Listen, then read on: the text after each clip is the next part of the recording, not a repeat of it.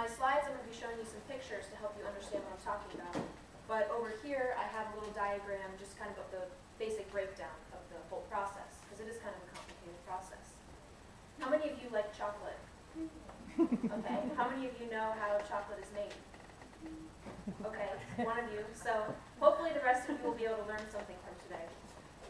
According to the book Chocolate Connoisseur, the average American eats 11.6 pounds of chocolate per year. So you guys aren't alone. Most people, when they're eating chocolate, they don't really think about where it comes from. But it actually comes from a bean that's grown in the tropics. And it goes through a pretty complicated manufacturing process designed to ensure the best flavor and texture. Before your chocolate bar gets to you, the beans are harvested and prepared for shipping. They're roasted and ground into raw materials, and then they're refined to ensure a smooth texture.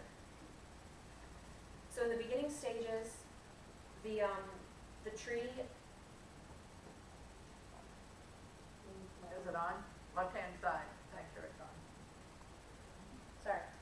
The Theobroma cacao tree is grown in tropical climates no more than 20 degrees from the equator. The pods grow directly out of the trunk, so it's kind of funny looking. And when they're ripe, they are brilliant shades of orange, red, and yellow. I think they're really pretty. Mm-hmm. They are, inside the pods are about 40 almond-sized seeds, and those are the beans that are used to make chocolate, and they're encased in a milky white pulp. The pods are harvested with a machete, and the seeds are removed by hand. The beans are then fermented to improve flavor and dried to remove moisture. In the fermenting process, the beans are placed in boxes or barrels and covered with banana leaves. The banana leaves contain bacteria that form chemical reactions with the beans, and it changes their flavor and actually kind of melts away that milky pulp. And after they're fermented for about 3 days, they're dried in the sun for about a week, and this removes a lot of their moisture so that they don't spoil during shipping. And now that the beans are fermented and dried, they're shipped all over the world to factories to be turned into chocolate. First, the beans are roasted in machines, and this determines the overall flavor and color. The time and temperature of roasting depends on the overall flavor profile desired. So a darker roasting would produce a nutty flavor, whereas a lighter roast would preserve the fruity flavor of the beans. The beans are then shelled and ground by machine. The frictional heat of the machine liquefies the beans and produces what's called cocoa liquor, and it has the consistency of peanut butter. The liquor is then pressed to remove the fat, which is called cocoa butter. And these are basically kind of the raw ingredients that you get. So now that the raw ingredients are ready, the chocolate can be mixed and refined to ensure a smooth texture.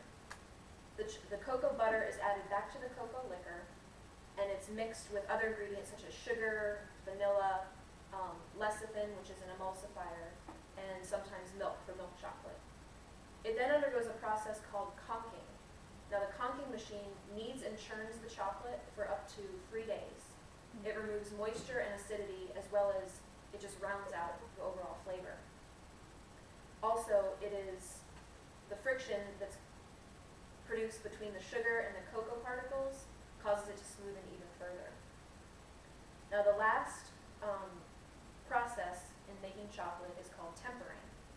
Now the tempering process, basically, you heat the chocolate repeatedly, you heat and cool the chocolate repeatedly from 85 degrees to 105 degrees Fahrenheit. And what this does, it ensures proper crystallization of the chocolate.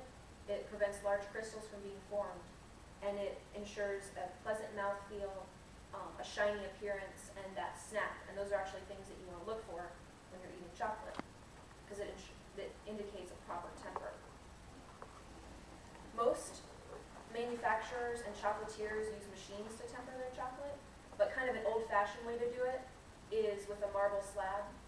The chocolate is poured onto the marble slab, and it's kind of mixed and folded with spatulas, and the marble basically pulls the heat out of the chocolate and cools it down pretty quickly. chocolate's tempered, it's ready to be, it can be molded into bars, it can be used to make truffles, or basically whatever your favorite chocolate treat is. And that's how chocolate is made. So in conclusion, chocolate starts as a humble bean on a tropical tree, where it's harvested, fermented, and then dried. It's then shipped all over the world, and it's roasted and ground into raw materials to make chocolate. It's then mixed, comped, and tempered to create a smooth texture and flavor. I hope you enjoyed learning a little bit about how chocolate is made, and I hope that next time you're eating chocolate, you'll be able to better appreciate all the hard work and kind of the complicated process that